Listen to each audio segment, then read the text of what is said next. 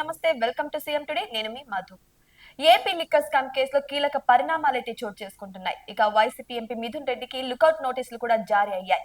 ఇక మిథున్ రెడ్డిపై నమోదైన లిక్కర్ కేసులో ఇప్పటికే హైకోర్టులో బెయిల్ పిటిషన్ డిస్మిస్ అయింది. అయితే ఇక బెయిల్ పిటిషన్ డిస్మిస్ కావడంతో విదేశాలకు వెళ్లకుండా లుకౌట్ సర్క్యులర్ ని జారీ చేశారు. ఇక ఈ కేసులో మిథున్ రెడ్డి A4 ముద్దాయిగా ఉన్నారు. అయితే మద్యం అమ్మకాల్లో ఆన్లైన్ పేమెంట్ విధానాన్ని మాన్యువల్ మోడల్ గా మార్చడంలో మిథున్ రెడ్డిది కీలక పాత్ర అని సిట్ తరపున న్యాయవాది సిద్ధార్థ్ లూత్రా అయితే తమ వాదనలైతే వినిపించడం జరిగింది. ఇక చూసుకుంటే ముడుపులు ఇచ్చిన కంపెనీలకి మద్యం సరఫరా అనుమతులు ఇచ్చారని, దీని కారణంగా ప్రభుత్వానికి 3,500 కోట్ల రూపాయల నష్టం వాటిల్లిందని ఇక లూత్రా హైకోర్టులో వాదించారు. ఈ స్కామ్ లో మిథున్ రెడ్డిది మాస్టర్ మైండ్ అని లూత్రా కోర్టు దృష్టికి తీసుకురావడం అయితే జరిగింది. ఇక చూసుకుంటే మిథున్ రెడ్డి తన ఎంపీ పదవిని దుర్వినియోగం చేశారని కూడా చెప్పుకొచ్చారు. మిథున్ రెడ్డికి నేర చరిత్ర ఉందని, ఆయనపై ఇప్పటికే 8 కేసులు నమోదయ్యాయని కూడా గుర్తు చేశారు.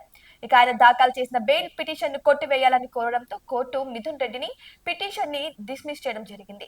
ఇక మరోవైపు మిథున్ రెడ్డి తరపున టి నిరంజన్ రెడ్డి వాదనలు వినిపించారు. ప్రభుత్వం తీసుకొచ్చిన మద్యం విధానంతో మిథున్ రెడ్డికి సంబంధం లేదని ఆయన కోర్టులో వాదనలు అయితే వినిపించడం జరిగింది. ఇక షరతులతో కూడిన ముందస్తు బెయిల్ ఇవ్వాలని నిరంజన్ రెడ్డి కోరారు. ఇక మిథున్ రెడ్డి ముందస్తు బెయిల్ ను కొట్టివేస్తూ కోర్టు తీర్పునివ్వడంతో ఇక లుకౌట్ నోటీసులు జారీ చేయడం అయితే జరిగింది. ఇక మరోవైపు ముడుపుల సొమ్మును తరలించడంలో తుడా పాత్రను నిగ్గు తేల్చిన సిట్ మరింత లోతైన దర్యాప్తుపై దృష్టి సారించింది. ఇప్పటికే తిరుపతి అర్బన్ డెవలప్మెంట్ అథారిటీ అధికారులుగా పనిచేసినటువంటి వారికి నోటీసులు ఇచ్చి విచారణకైతే పిలిపించడం జరిగింది. ఇక తుడా ఉపాధ్యక్షుడిగా కార్యదర్శిగా పనిచేసిన వెంకట నారాయణ, అప్పటి పరిపాలనాధికారి గుణశేఖర్ రెడ్డి, ఇక వాహనాల పర్యవేక్షకుడిగా పనిచేసినటువంటి మోహన్ కుమార్ ను విచారణకు రావాలని సిట్ అధికారులు నోటీసులు అయితే జారీ చేశారు. ఇక నిందితులు సాక్షులను విచారించి స్టేట్మెంట్ రికార్డ్ చేస్తున్నారు. ఈ కేసులో ఇప్పటికే మాజీ ఎమ్మెల్యే చెవిరెడ్డి భాస్కర్ రెడ్డిని అరెస్ట్ చేయడంతో పాటు ఇక తుడాకు చెందిన వాహనాలను ముడుపుల తరలింపు కోసం ఇక వాడినట్లు కూడా సిట్ నిర్ధారించింది. ఇక తుడా వాహనాల డ్రైవర్లలో ముగ్గురిని అదుపులోకి తీసుకోవడం, వారిని విచారించడం కూడా జరిగింది. అయితే ఏపీ లిక్కర్ స్కామ్ లో 10 నెలలుగా విచారణ కొనసాగుతూనే ఉంది. ఇప్పటి వరకు 290 మందిని విచారించినట్టు తెలుస్తుంది.